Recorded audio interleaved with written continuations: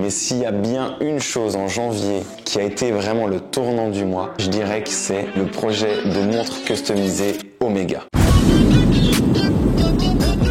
Salut les amis, je m'appelle Baptiste Garcin, je suis le fondateur de la marque 10Times, une marque de montres customisée. On fait des ateliers d'horlogerie, c'est vous qui assemblez vous-même votre montre. Ça fait 3 ans que la marque existe et en 2024, j'ai décidé de partager toute l'aventure sur YouTube. Alors vous pouvez retrouver les 2 premières vidéos que j'ai faites pour expliquer comment j'ai créé 10Times et tout le développement sur ces 3 dernières années. Je crois que le lien est là. Et dans cette vidéo, j'ai choisi 3 moments forts pour vous récapituler et vous résumer ce qui s'est passé en janvier. On a démarré 2024 sur les chapeaux de roue. Franchement, c'est exceptionnel. On avait préparé plein de choses. On s'est dit qu'on allait se lancer sur les réseaux. On a décidé de créer une chaîne YouTube, celle que vous regardez aujourd'hui. Mais on a aussi décidé de se lancer sur Instagram avec un défi de 30 jours de vidéos, une vidéo par jour en janvier. Et en parallèle, on a décidé d'accélérer sur la partie atelier d'horlogerie. C'est vraiment vous qui venez à notre atelier. On vous met à disposition nos outils, nos pièces et notre savoir-faire, et c'est vous qui allez assembler la montre de vos rêves. On s'est dit que pour faire ça, on allait faire un petit peu place nette. On a décidé de lancer un grand déstockage en début d'année. Donc on a complètement baissé nos prix pour écouler nos stocks et pouvoir se concentrer au maximum sur nos ateliers d'horlogerie. Donc on est dans une énergie folle, on avance, on met tout ça en place, on prépare tout, on part en vacances. Et là, qu'est-ce qui se passe? Le 31 décembre, je reçois ça. Ah ouais, bah là je crois qu'on a un problème. Bon, pour vous expliquer, on est une équipe de 3 personnes. Donc il y a une responsable communication et marketing, un horloger et moi. Et là, autant vous dire que l'horloger, il était HS. Du coup, on se retrouve qu'à 2 à faire le travail de 3, alors qu'on venait de se rajouter une charge à devoir faire les vidéos qui prend beaucoup de temps, que ce soit le script, que ce soit le tournage, que ce soit le montage, toutes les idées, toute l'implémentation de ça. Et surtout, on n'a plus notre horloger. Donc qui est-ce qui va se mettre à faire les montres? Heureusement, je sais faire les montres, mais je vous rappelle quand même qu'on a prévu de faire un déstockage. Qui dit déstockage? On va faire un maximum de montres. Et donc du coup, gérer les vidéos, plus faire toutes les montres, plus faire tout le travail d'un chef d'entreprise classique, c'est compliqué quoi. Je ne cache pas que j'ai passé un petit mois de janvier sympathique. Donc pour vous expliquer un petit peu comment ça fonctionne, le travail de l'horloger chez 10Times, c'est assez simple. Donc moi je passe commande auprès de nos fournisseurs, donc je commande les pièces. On a plusieurs fournisseurs différents, c'est pour éviter que si jamais il y en a un qui nous lâche, on se retrouve... Voilà. Une fois que la commande est passée, on reçoit les pièces. Là, systématiquement, l'horloger va faire le contrôle qualité de chacune des pièces. Vérifier que tout s'emboîte correctement, qu'il n'y ait pas de rayures sur le mouvement. Vérifier qu'il n'y ait pas une poussière qui, dans le processus de fabrication, par exemple du verre en saphir, se soit glissée entre les 2 couches. Pas de défaut de peinture, de taches, des défauts de coloration aussi. Donc voilà, il y a tout un contrôle qualité qui prend beaucoup de temps. On fait ça sur absolument toutes nos pièces parce qu'on veut que nos montres se sortent parfaites. Une fois le contrôle qualité fait, on entre dans la partie gestion des stocks. On a tout un système qu'on met à jour assez régulièrement pour savoir quelles pièces on a sorties et quelles pièces on a rentrées. Une fois qu'on reçoit une commande, vient ensuite l'assemblage. On va récupérer les différentes pièces pour faire les montres qui ont été commandées. C'est que des montres sur mesure. Si d'ailleurs on n'a pas tous les éléments parce qu'on a une demande un peu spécifique, parce qu'il y a une gravure, etc. Ça fait un petit peu plus de délai, mais c'est pas grave. Et une fois qu'on a tout, on assemble la montre. Et ensuite, il y a le contrôle final. Donc on vérifie que la montre fonctionne, on la fait marcher, on la passe sur le chrono comparateur pour vérifier qu'elle n'ait pas de retard, pas trop de délai, etc. On va la nettoyer et la mettre dans son écrin. Et ensuite, il y a le packaging. C'est tout simplement de l'empaqueter, de la mettre dans un carton et de la préparer pour l'expédition. Il arrive de temps en temps qu'on ait besoin de les retourner parce qu'elle a besoin d'un SAV tout simplement. Donc du coup, ça fait aussi partie du métier de l'horloger. Donc pour résumer, c'est vraiment toute la partie contrôle qualité, la partie assemblage des montres et tout le service client. Sauf que chez 10Times, on n'est pas juste une marque de montres. On fait aussi des ateliers d'horlogerie. Et l'horloger participe à l'animation de ces ateliers. En général, on les organise le samedi matin et le samedi après-midi. C'est sur une demi-journée complète où on va vous faire couvrir théoriquement l'histoire de l'horlogerie. On va vous apprendre comment fonctionne une montre à quartz et une montre mécanique. Une fois qu'on a fait ça, on passe sur la partie théorique. C'est-à-dire qu'on vous accompagne dans l'assemblage de votre propre montre 10Times. J'ai dit théorique ? Donc si je résume, on se retrouve dans une situation où il faut redispatcher la charge de travail sur le contrôle qualité des pièces, l'assemblage de toutes les montres, le SAV et... C'était quoi ce bruit? J'ai l'impression que ça fait beaucoup. Ah. Et l'animation des ateliers. Donc, pour résoudre cette équation à 1, 2, 3, je ne sais pas combien d'inconnus, mais à beaucoup de problématiques, qu'est-ce qu'on a mis en place? Première chose, j'ai repris l'activité montre, évidemment toute la partie commande, contrôle qualité, etc. Heureusement, on avait pas mal de stock, vu qu'on fait du déstockage, c'est déjà tout nickel. Donc à ce niveau-là, ça allait, mais on a aussi pris l'aide d'un horloger extérieur qui nous accompagne pour l'assemblage de ces montres-là. J'ai repris aussi toute la partie contrôle et envoi, donc du coup des montres. Et sur la partie atelier, et ben du coup on fonctionne en dégradé. Aujourd'hui je n'accepte que des ateliers de 6 personnes maximum pour les samedis. Et d'ailleurs, message à tout le monde, si vous voulez venir animer un atelier d'horlogerie avec moi, et bien écoutez, je pense que je vais me mettre à créer une formation ou un petit cours ou je sais pas, postuler. C'est évidemment rémunéré, donc venez, je vous formerai et le jour où je sentirai que vous serez capable de tenir un atelier complet tout seul, et bien écoutez, ce sera magnifique, on pourra doubler la capacité de nos ateliers en attendant le retour de notre horloger. Je vais vous raconter une petite anecdote. En octobre 2023, il s'est passé quelque chose d'absolument exceptionnel chez Ten Times. Les 15 premiers jours du mois, nous n'avons vendu aucune montre. Zéro. Walou.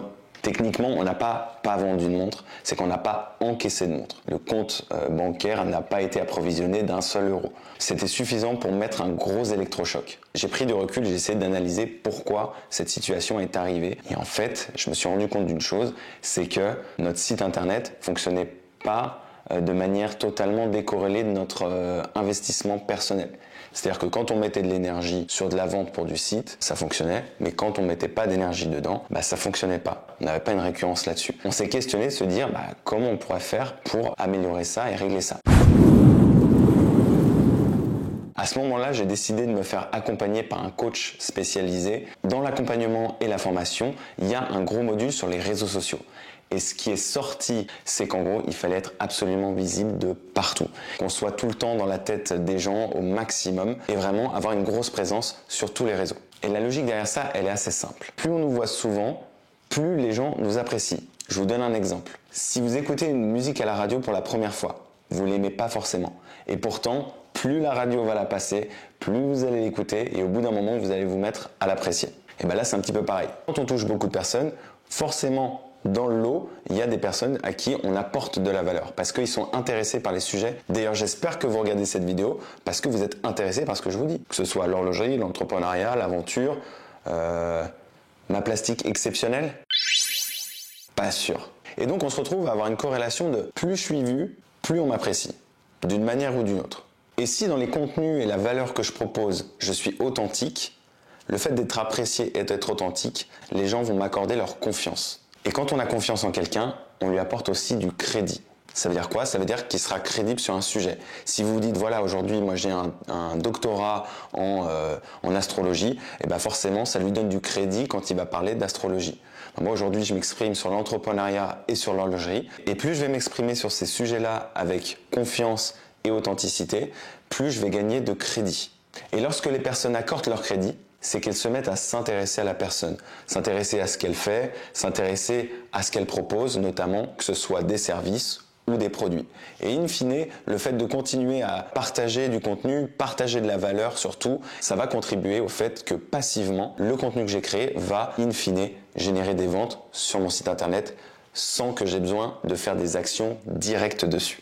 CQFD. Est-ce que je me suis bien fait comprendre ? Donc maintenant, il va falloir faire un plan de communication sur les réseaux. Et on avait donc deux choix. Soit on faisait une communication sur Ten Times, soit faire une communication sur du personal branding. Donc qu'est-ce que c'est le personal branding? C'est extrêmement simple. C'est le fait de mettre en avant la personne plutôt que le produit, la marque ou je ne sais quoi. Et ça a un double intérêt. Le premier, c'est de mettre plus d'humain derrière le contenu. Pourquoi? Parce que quand on monte des montres, elles sont très belles, mais ça suffit pas. On n'achète plus les choses juste pour leur utilité. Il y a une vraie volonté derrière. Pourquoi cette marque? Comment elle a été créée? Sur quelle valeur? Donc, c'est vraiment l'humain qui peut véhiculer un maximum de ces choses-là. Et la deuxième chose, qui est extrêmement stratégique et très importante, c'est qu'aujourd'hui, l'humain qui va représenter ce personal branding, ça va être moi qui suis le fondateur de 10 Times. Et pourquoi c'est important? Parce que plus tard, si jamais 10 Times se met à évoluer, aujourd'hui on est une marque de montres mais on fait des ateliers, donc il y a des choses qui peuvent changer, et bien si par je ne sais quelle conjoncture, il y a des gros changements ou même, ce que je ne souhaite pas, il y a un arrêt total de 10 Times, tout ce qu'on aura capitalisé en image de marque, en réputation et en contenu, eh bien deviendra désuet parce qu'il partira avec la marque. En revanche, le bonhomme, le gaillard, tant qu'il n'est pas cuit, il est toujours dans le game, hein. On est arrivé avec une stratégie assez claire et assez simple pour attaquer les réseaux sociaux. Comment on peut optimiser au maximum le temps qu'on va passer à faire des vidéos, avec toujours comme objectif d'être le plus visible possible sur le plus de plateformes possible. Et ça, c'est réalisable par une technique, et c'est ce que je suis en train de faire là actuellement quand je vous parle. Notre stratégie, elle est très simple. On fait une vidéo YouTube, on essaye de cadrer le mieux possible pour que toutes les informations soient contenues là, dans cette petite barrière que je suis en train de créer. On va prendre les meilleurs extraits, les moments qui apportent le plus de valeur dans nos vidéos YouTube et on va les couper sur ces moments-là, les recadrer en vertical et les mettre sur TikTok, Facebook, Instagram et les shorts YouTube. Avec une grande vidéo tournée de, je sais pas, 10-15 minutes, on peut faire plein de petits formats de 15, 20, 30 secondes et qu'on va pouvoir envoyer sur toutes les plateformes. Donc voilà comment on a décidé de structurer notre stratégie pour être le plus efficace dans la production de vidéos et le fait d'être partout sur tous les réseaux en même temps. Mais vous commencez à me connaître. Moi, quand je suis dans l'énergie, ça ne me suffit pas. Donc je me suis dit, fin décembre, on y va, c'est parti. Je me lance le défi de faire une vidéo par jour pendant 30 jours, tout le mois de janvier. Voilà, tout simplement. Et c'était une très bonne idée, parce qu'en janvier, on s'est retrouvés à 2. Je vous rappelle qu'on est parti de jamais faire de vidéo, ou quasiment jamais, faire juste nos contenus sur 10 Times, etc., plus faire nos montres, à faire tous les contenus sur 10 Times comme d'hab, mais à aussi faire une vidéo par jour pour les réels TikTok, Insta, et une vidéo par semaine pour YouTube. Je peux vous dire que j'ai bien dormi le 1er février, hein. Très très bien dormi. Et du coup, ce que je vous propose, c'est de vous partager les résultats de ce défi 30 vidéos en 30 jours. Alors, comment ça s'est passé ? Pour vous mettre en contexte, on n'avait pas encore sorti beaucoup de vidéos YouTube, donc on n'a pas trop pu couper dans les vidéos YouTube. Donc on a dû créer de zéro, je pense pendant 15 jours, bien 15 jours, 20 jours, des vidéos faites sur le tas. Pour ça, on a créé un compte Baptiste Garcin. D'ailleurs, si vous voulez les suivre sur Instagram et TikTok, @Baptiste Garcin. Et on l'a créé de zéro, compte neuf. Et donc en 30 jours, on a publié 30 vidéos sur 3 réseaux sociaux différents. Le premier, Instagram. Le deuxième, TikTok. Et le troisième, Facebook. Et je vais vous donner les résultats de chacun de ces réseaux sociaux et vous allez voir qu'ils sont complètement différents. Et j'ai surtout noté les remarques qui pourront peut-être vous aider, je l'espère, si vous voulez vous lancer dans ce défi-là, parce que c'est vachement intéressant de les avoir en tête. Premier, Instagram. On a eu 320 abonnés en 30 jours et 43 300 vues. Le top 3 de nos vidéos qui ont le mieux marché, la première, c'est un peu de la triche, c'est un concours Instagram où on a fait gagner une montre en partenariat avec 10 Times. Donc du coup, on a fait 17 200 vues. Ça représente à peu près 40% des vues du compte. La deuxième, c'est une vidéo qu'on a fait avec Sonny Anderson. Si vous avez vu les vidéos précédentes, vous savez qu'on a fait une montre en édition limitée avec Sonny Anderson. Ça a fait 3000 vues, ce qui représente à peu près 7,2% de toutes les vues du compte Insta. Et enfin, j'ai fait une troisième vidéo sur une offre de stage pour faire du montage vidéo, parce que vu qu'on va faire 52 vidéos dans l'année, ce serait pas mal d'avoir quelqu'un qui nous aide là-dessus. Et elle a fait 1600 vues. Du coup, les remarques que j'ai vis-à-vis de ça, c'est que sur Instagram, c'était essentiellement mes amis qui m'ont suivi au début, et je dirais même un petit peu par la suite aussi, parce qu'après avec le concours, on a eu beaucoup de gens qui nous ont suivis. C'était un concours Instagram, ça nous a doublé le nombre de personnes qui nous ont suivis. On est passé de 134 à 320, mais pas encore trop touché les inconnus. La deuxième remarque que j'ai, c'est que le concours a un peu faussé les données. Je dirais que c'est un petit peu de la triche, donc il n'y a pas tout à prendre en compte. Mais la troisième remarque, qui là pour le coup est la plus intéressante, c'est que sur Instagram, ceux qui faisaient le plus de vues et le plus d'interactions, etc., c'est des gens qui donnent de la valeur à leur niche et surtout qui arrivaient dans leur réel à proposer de la valeur un peu dans la vidéo, une vidéo courte et surtout mettre de la valeur dans la description. Et ce qui fait que les gens, ils vont se rendre compte que la valeur en fait de la vidéo est dans la description, ils vont ouvrir la description, sauf que la vidéo va tourner en fond derrière. Et donc Instagram va booster la vidéo et la mettre en avant. Maintenant, on va passer sur TikTok. Et vous allez voir, c'est complètement différent. TikTok, on a eu 51 abonnés et 18 000 vues. Donc on a beaucoup moins d'abonnés et on a moitié moins de vues, un petit peu plus. Et les vidéos qui ont le plus fonctionné, c'est la première, la vidéo avec Sony, encore une fois, 2400 vues. La vidéo avec le configurateur 10 times, on explique le configurateur, et là, elle a fait 1700 vues. Et la troisième vidéo, c'était une trend assez rapide sur le nombre d'abonnés, tu dois avoir plein d'abonnés, et elle a comptabilisé 1607 vues. Mes remarques sur TikTok, c'est que ça n'a pas été biaisé par le concours Insta. Vraiment, les gens, quand ils ont vu la vidéo, ils ont compris que c'était sur Insta et donc du coup, ils n'ont pas du tout fait péter l'algorithme TikTok. Et ce que j'ai remarqué surtout sur TikTok, c'est que nos vidéos, quand on les sort, elles sont boostées jusqu'aux 250 premières vues. C'est-à-dire que dès que vous la sortez, on voit vraiment, enfin moi j'ai les notifications, je vois ting ting ting, quelqu'un a aimé, quelqu'un a commenté, quelqu'un a vu, etc. Je les vois qui arrivent à un max très rapidement. Et ça bloque à 250. Et ensuite, ça passe à un palier du dessus si jamais l'algorithme a décidé que ok, les interactions qu'il y avait eu étaient suffisamment fortes et donc on te fait passer, je crois que le palier du dessus c'est 800. Mais voilà, en tout cas, on peut très vite bloquer à 250, 300 vues parce que l'algo a fait les tests et ça n'a pas marché. La deuxième remarque que j'ai sur TikTok, c'est qu'ils ont un superbe outil d'analyse. C'est-à-dire que le truc est extrêmement précis. Dès que vous lancez une vidéo, vous avez toutes les informations dessus. Et notamment, on peut voir le nombre de spectateurs qui restent en fonction de l'avancement de la vidéo. C'est-à-dire qu'à la première seconde, il y a 100%.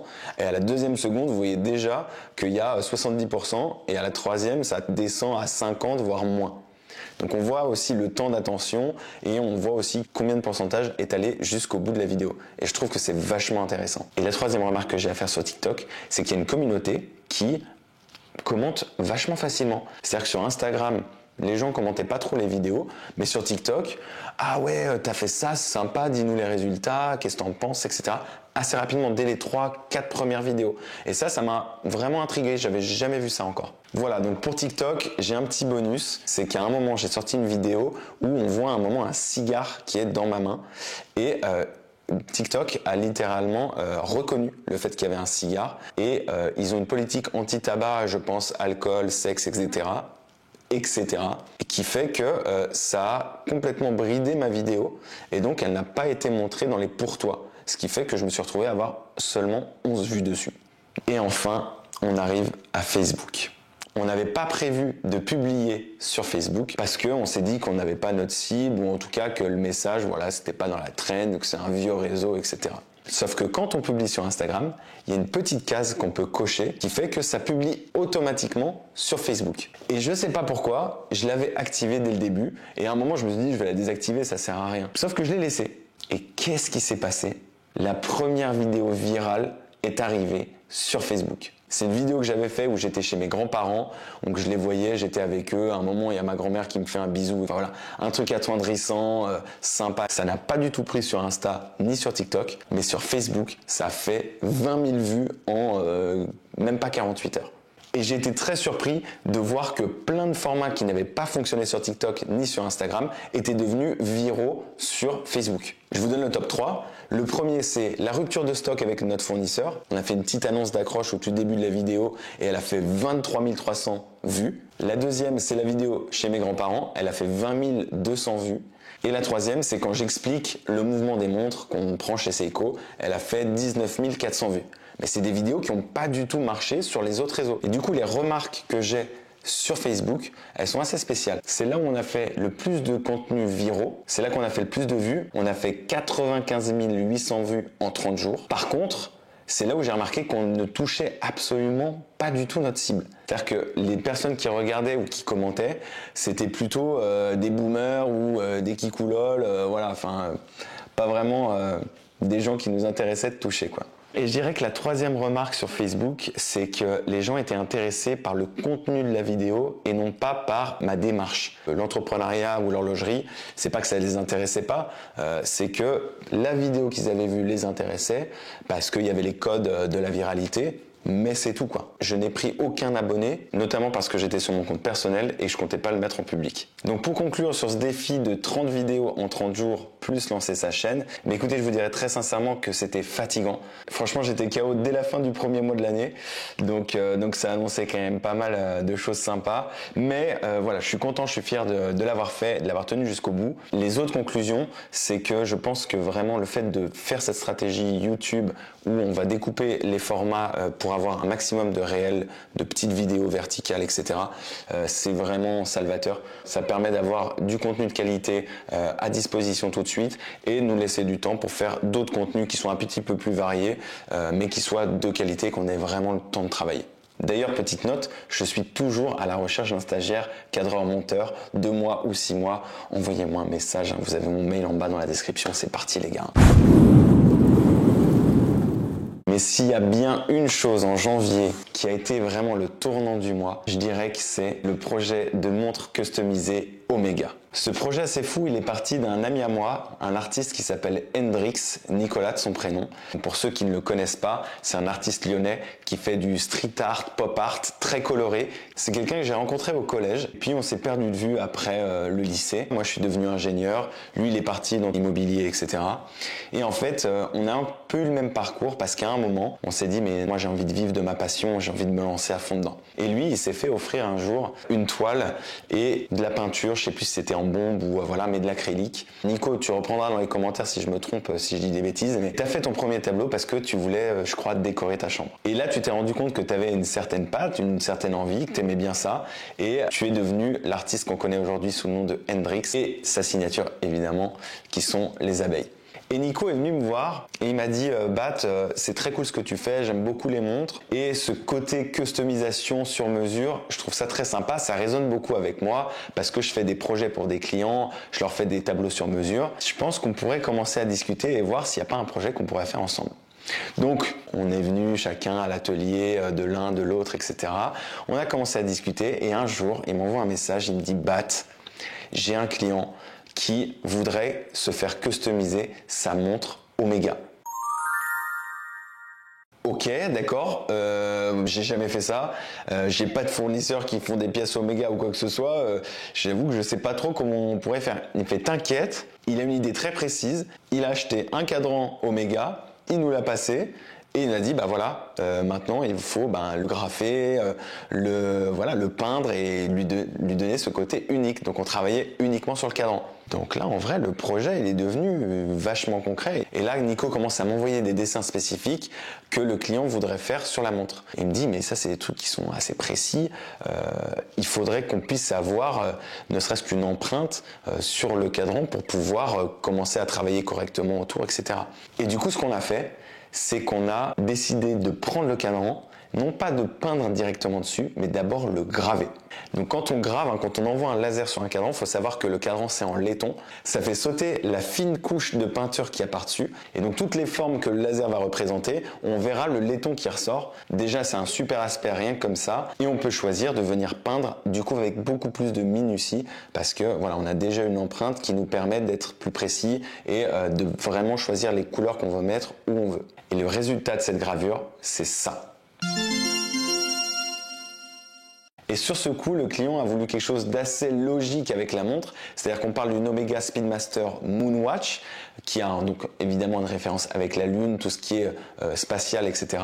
Et donc du coup, il nous a demandé de mettre 3 éléments qui rappellent tout cet univers. Et l'avantage de faire ça, c'est que c'est lui qui a choisi les dimensions, où est-ce qu'on les disposait, etc.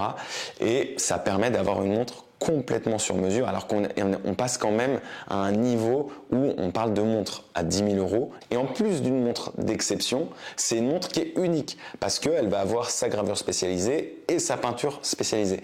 Donc là, sincèrement, pour moi, c'est vraiment le tournant de janvier parce que c'est la première montre de haute horlogerie qu'on va commencer à customiser. J'ai donné le cadran à Nico et j'ai hâte de vous présenter le résultat final quand il sera intervenu sur le cadran. Ça peut vous paraître fou, mais des opportunités comme ça, on en reçoit pas toutes les semaines, mais on en reçoit bien tous les mois. Et donc du coup, on doit faire un petit peu le tri sur ce qu'on accepte, ce qu'on n'accepte pas. Et actuellement, on vient de recevoir les derniers éléments d'un projet qu'on prépare depuis des mois, qui va être exceptionnel. Qu'est-ce que je le dis? Parce que je le dis pas. Maintenant, je le dis ou je le dis pas? Non? Bon, en tout cas, c'est avec des gens que, à mon avis, si vous consommez YouTube, vous avez déjà vu. Et on va faire quelque chose d'absolument extra. Là, on va terminer de faire le premier prototype, on leur envoie. Et ensuite, je pense qu'on fera une vidéo avec eux pour vous présenter tout le projet. Donc, si vous voulez suivre ça, n'oubliez surtout pas de vous abonner, mettez les notifications. J'essaie de publier tous les dimanches, mais ça peut tomber avant. Commentez ce qui vous intéresserait de voir. En vrai, si vous voulez faire customiser votre Omega, venez nous voir aussi parce que j'ai l'impression qu'on commence à avoir la compétence pour le faire. Merci de m'avoir écouté, c'est ciao! Ça, c'est pas mal ça.